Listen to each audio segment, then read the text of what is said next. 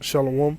First and foremost, I want to give all praises, honors, and glories unto YAHAWAH YAHAWASHI, Bahasham Kakudash. Double honors to my elders, my apostles of Great Milestone, that doing evil well. Peace, blessings, and salutations be unto the members of the elect, the elect of the 1/3. Shalom. This is Brother Dawadah from the GMS Detroit camp coming at you with another video through the spirit and power of YAHAWAH YAHAWASHI, Bahasham Kakudash. And today I want to do a video on Luke 19, verse 41 through 44. All right, and we're going to get into this topic, and out on RAWCHAA, this video will be edifying to the Lord's light. So this is Luke 19 and 41.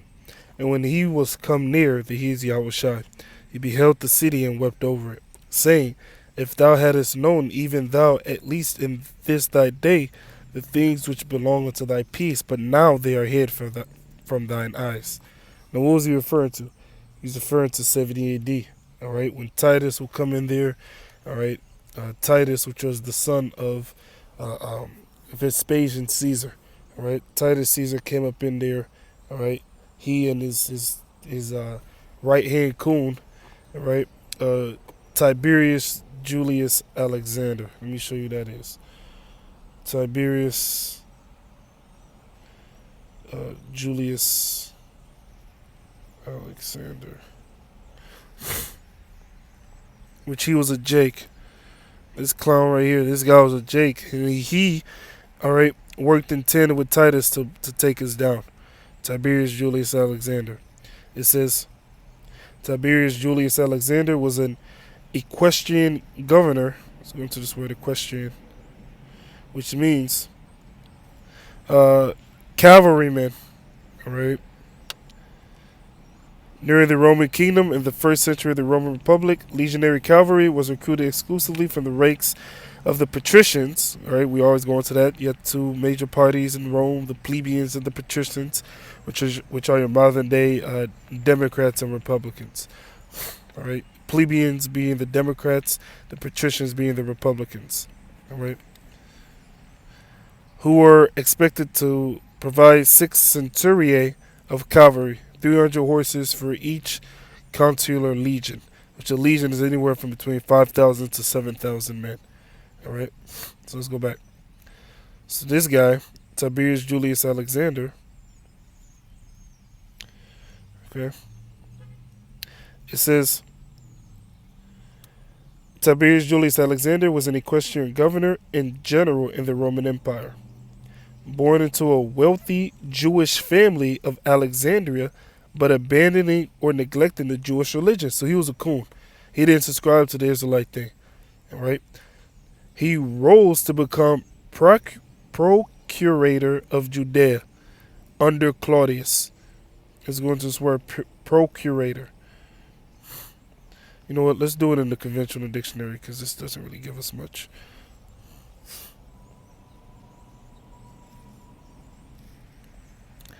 Which means an agent representing others in a court of law in countries retaining Roman civil law.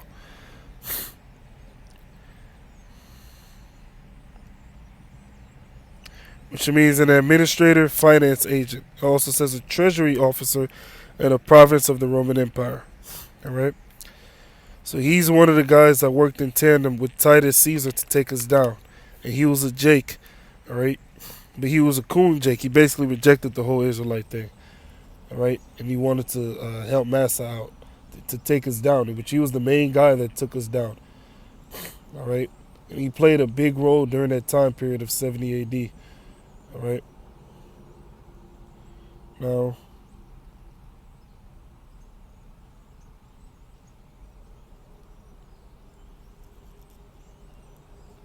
wow.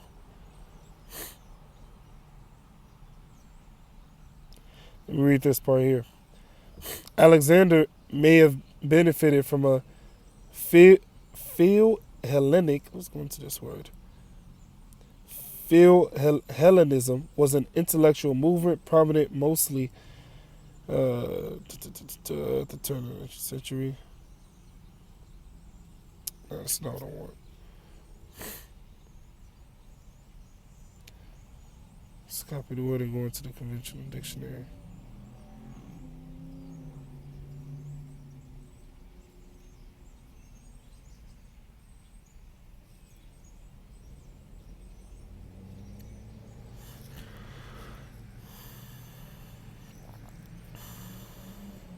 which means the love of Greek culture. All right, the love of Greek culture. Okay. It says Alexander may have benefited from this is going to, the word phil Hellenic tendency in equestrian appointments under Nero, but his experience of Egypt must also have commended him. Here's the point. The year he assumed office saw the outbreak of the first Jewish-Roman war in Judea, and aggression inevitably spilled over into the large Jewish community of Alexandria, which Alexandria is in Egypt, which had a big Israelite community in Alexandria, Egypt. All right. An outbreak of the ethnic violence during the Greek assembly escalated when the Greeks took prisoners, leading the Jewish side to threaten to burn the assembled Greeks to death. Alexander sent mediators to calm the Jews, warning he would have to use the Roman legions, 5,000 to 7,000 men, if violence continued. The threat was ineffective, and Josephus describes the outcome. Alexander, Tiberius Julius Alexander, the coon himself, then let loose among them the 2 Roman legions, and with them, meaning with the legions, 2,000 soldiers happened to come from Libya, with fearful consequences for the Jews.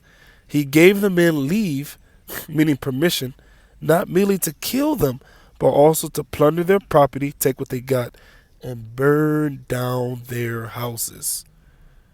Wow. So this guy was a total coon for the so-called white man, and he worked under Titus Caesar. All right. He was his right-hand guy to take us down. Luke 19:41, and when he was come near, he beheld the city and wept over it, saying, if thou hadst known, even thou, at least in this thy day, the things which belong unto thy peace, but now they are hid from thine eyes. Right, because he's looking at the people, he's looking at the city, and he's like, dang, man, y'all have no clue that the Romans are about to come in here and take you down and destroy you and kill a lot of you. A lot of you are going to perish of famine, pursuant to Deuteronomy, the 28th chapter. He knew of these different things. And he knew that they were going to experience that horrible time of 70 AD. All right, that's why he made this statement here. For the days shall come upon thee that thine enemies, that's those Romans, shall cast a trench about thee and compass thee about and keep thee in on every side. They literally did that.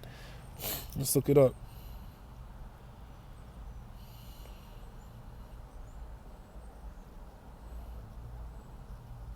They casted a trench around Jerusalem.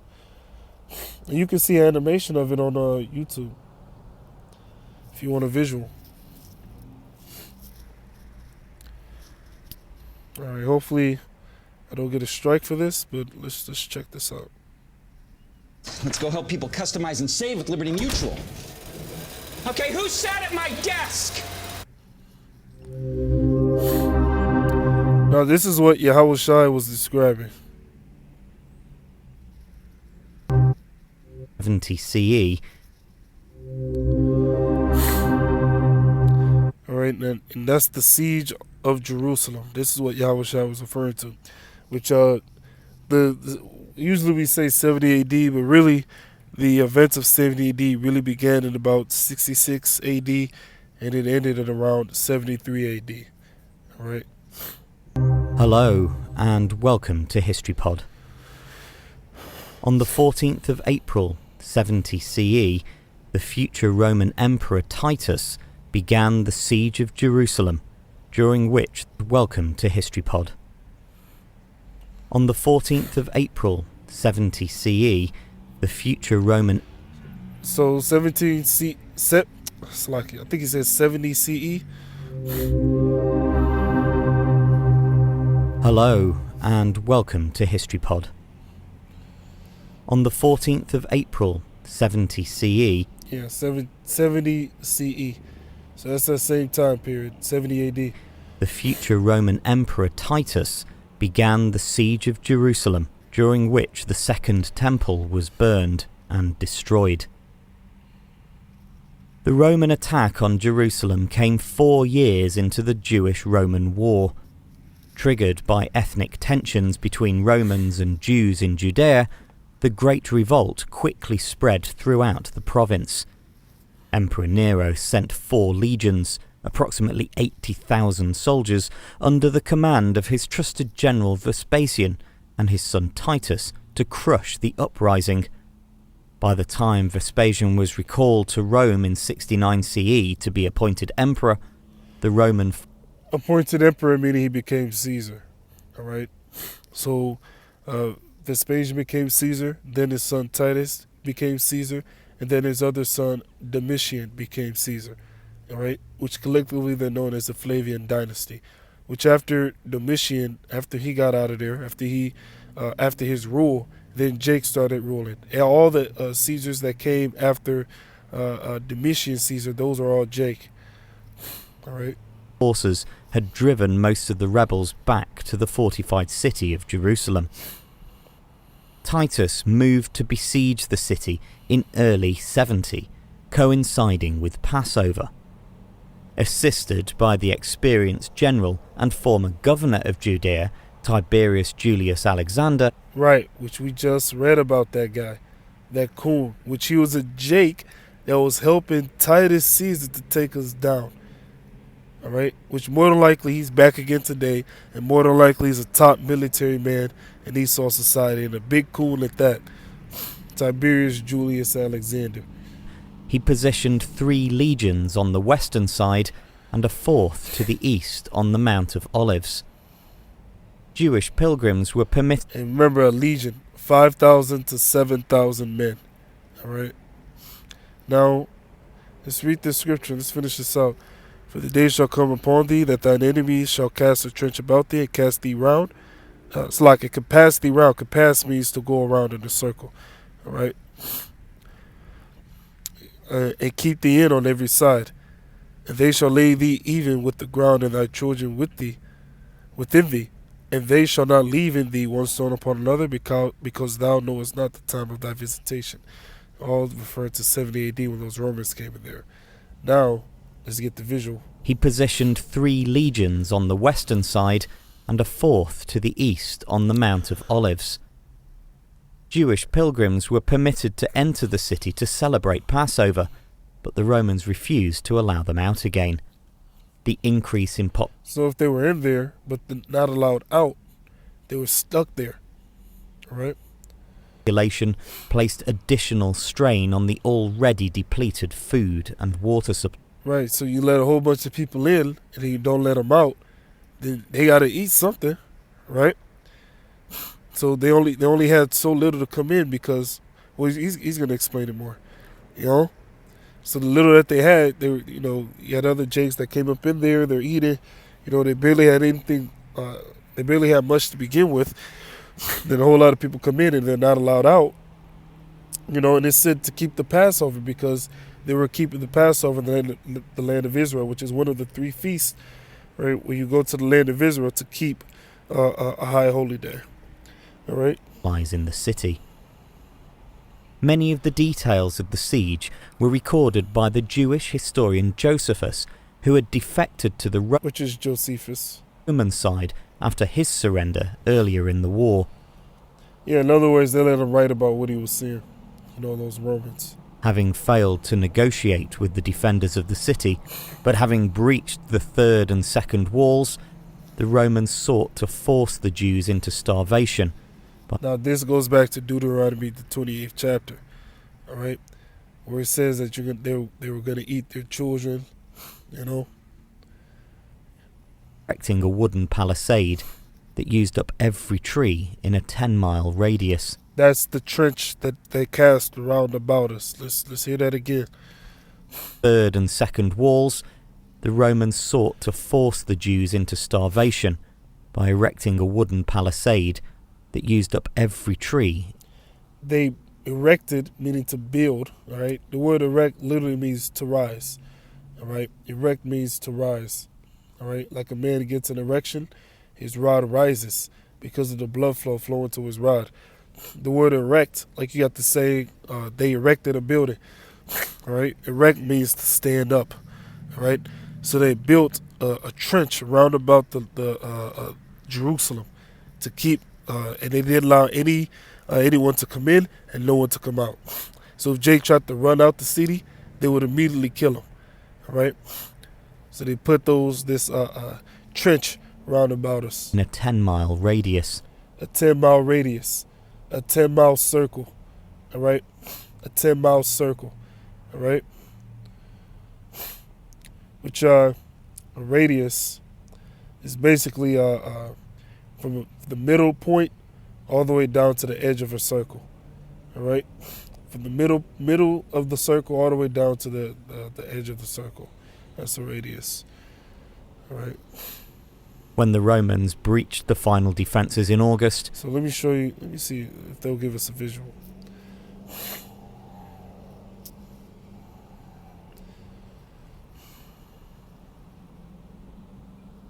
There you go. All right.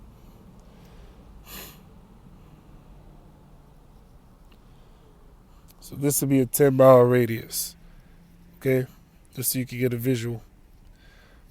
So now, let's go back. The remaining defenders of Jerusalem were massacred and the temple was destroyed, leaving the western wall as the only survivor. Yeah, they took the riches out of the temple. That's where you get the Arch of Titus, which Domitian Caesar made in commemoration for his brother and what he did to us and them taking us down. You know, and which this is still standing to this day. You have people that say, oh, the Bible isn't. They don't understand that there's actual physical evidence that you can look for and find. You know, if you just Google it, there's a ton of evidence. Even the remnants of Pharaoh's, what do they call it, carriages, which are found in the Red Sea. You can Google that and you can find that. All right. Where Noah's Ark landed on Mount Ararat, that's still there today. You can look that up. You can look up the Arch of Titus. You can look up many things. Even the evidence that they found that they know that Sodom and Gomorrah was burned by fire. All right. I believe they say it was sulfur that was in the area, which can only be there if there was a fire there. See, so there's a bunch of different things you can do in order to check that out. So they definitely indeed cast a trench round about us, you know, and they starved us out. You know, so that's Luke 19, all right, in verse 41 to I think it was like 43. That's why Yahawashi wept, because he knew that what those Romans are going to come in there and do, which Jake at that time, they didn't know, you know. So they were just going about their day, and he's looking and he's like, dang, man, y'all got no clue that the Romans are about to come up in here, you know. So with that, all praises, honors, and glories be unto YAHAWAH, SHAM, QADASAH, double honors to my elders and my apostles, Great Milestone, they do it even well. Peace, blessings, and salutations be unto the members of the elect, and reflect on the one third. With that being said, Shalom. RAWCHAA, keep the feasts of that listen. Shalom.